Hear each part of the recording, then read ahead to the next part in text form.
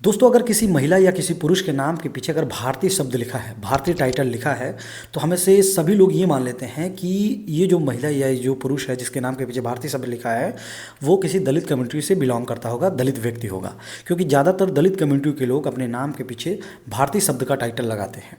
अब ये बात मैं क्यों कह रहा हूँ, अभी आपको समझ में आएगी, अभी आपको क्लियर करता हूँ। आरजेडी की एक प्रवक्ता है दोस्तों, जिनका नाम है प्रियंका भारती। आप लोग जानते होंगे उनको, बहुत सारे वीडियोज़ उनके वायरल हैं और उनका नाम प्रियंका भारती है। उनके नाम के पीछे भी टाइटल जो लगा है वो भारतीय शब्द लिखा है।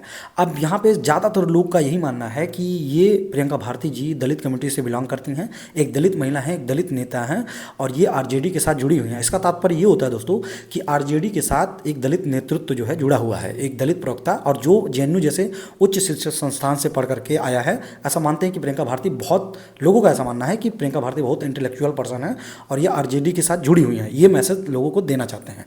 तो इनके टाइटल पे मैं क्यों बात कर रहा हूँ दोस्तों, अभी मैं आपको क्लियर करता हूँ। सबसे पहले आप एक इस ट्वीट को पढ़िए। इस ट्वीट में आपको दिख रहा होगा दोस्तों कि एक सुप्रिया श्रीनेत नाम की एक महिला है जिन्होंने ट्वीट किया है और वो लिखती हैं कि पिछले 3 दिनों से आरजेडी की महिला प्रवक्ता कंचना यादव और प्रियंका भारती के खिलाफ जिस तरह का जहर सोशल मीडिया पर उगला जा रहा है, वही असली संघी मानसिकता है। संघी मानसिकता यानी कि बीजेपी और आरएसएस के लोग इनको ट्रोल कर रहे थे, तो उन पर लिखा है। आगे ये लिखती हैं कि इनको 2 सशक्त महिलाएं और वो भी पिछड़े और एक दलित वर्ग की बर्दाश्त नहीं है। एक दलित वर्ग और एक पिछड़े वर्ग, मतलब यहाँ पे ये जो कंचना यादव हैं उनको पिछड़े वर्ग की बोलती हैं और प्रियंका भारती को दलित वर्ग से बोलती हैं। जैसा कि मैंने वीडियो में आप लोग को बताया था कि अगर किसी के नाम के पीछे अगर भारतीय शब्द है तो लोग उनको दलित मानते हैं। लेकिन यहाँ पे ये तो इनका ट्वीट है। अब इनके नीचे जो प्रियंका भारती का रिट्वीट है उसको पढ़िए दोस्तों। इसमें ज़रा देखिए, पढ़िए क्या लिखा है। इसमें लिखा है, समर्थन देने के लिए शुक्रिया सुप्रिया जी, लड़ाई जारी रहेगी, सिर्फ एक करेक्शन, हम दोनों पिछड़े वर्ग से आते हैं। मतलब यहाँ पे प्रियंका भारती ये क्लियर करती हैं कि वो दलित नहीं हैं बल्कि वो पिछड़े वर्ग से ताल्लुक़ रखने वाली एक महिला हैं।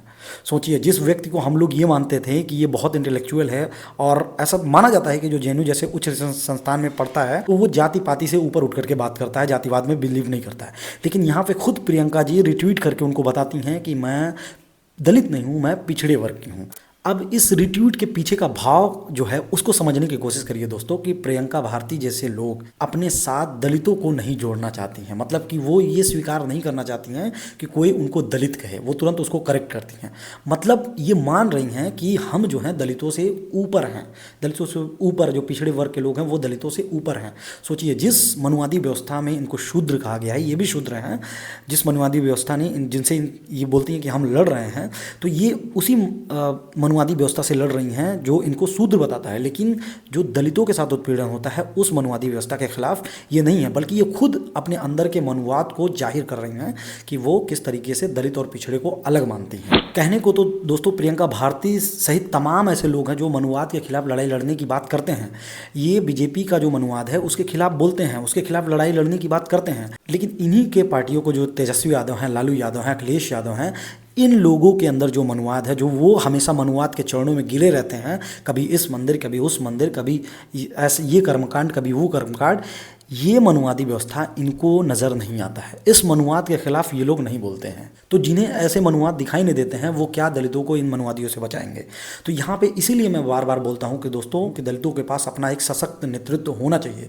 और यही कारण है कि मैं बार बार बसपा की बात करता हूँ, मैं बार बार आदरणीय बहन कुमारी मायावती जी की बात करता हूँ, क्योंकि वही एक लीडर हैं और यही एक पार्टी है बसपा जो इस पूरे मनुवाद, जो खुले तौर पे मनुवादी लोग हैं, मनुवादी व्यवस्था है उसके, और ये जो छुपे हुए मनुवादी लोग हैं, आपको मालूम है कि जो खुला हुआ दुश्मन है उससे आप लड़ सकते हैं, लेकिन जो छुपे हुए दुश्मन जैसे ये प्रियंका भारती जैसे लोग हैं, इन लोगों से आप नहीं लड़ सकते हैं। तो इन दोनों को अगर लताड़ना है, इन दोनों से लड़ाई लड़नी है, पूरे मनुवाद के खिलाफ अगर लड़ना है, तो आपको बहन जी को सपोर्ट करना होगा, आपको बहुजन समाज पार्टी को सपोर्ट करना होगा। और दलित कम्युनिटी से आने वाले उन भाइयों को मैं यहाँ पे विचार करने के लिए बोलूँगा कि आप लोग, कोई भी आता है जय भीम का नारा लगा देता है, बाबा साहब पे बात कर देता है, फेंक करके बात करता है, तो आप लोग उसको बहुत बड़का अम्बेडकरवादी मान लेते हैं। जैसे ये प्रियंका भारती हो गया और एक व्यक्ति और हैं लक्ष्मण यादव, मैं उनकी बात हमेशा कहता रहता हूँ कि वो पूरे साल अम्बेडकरवादी बने रहते हैं, लेकिन जैसे चुनाव आता है अपने सजातीय लोगों का समर्थन करते हैं उनकी पार्टियों का प्रचार प्रसार करने लग जाते हैं, एक विशेष पार्टी का प्रवक्ता बन जाते हैं।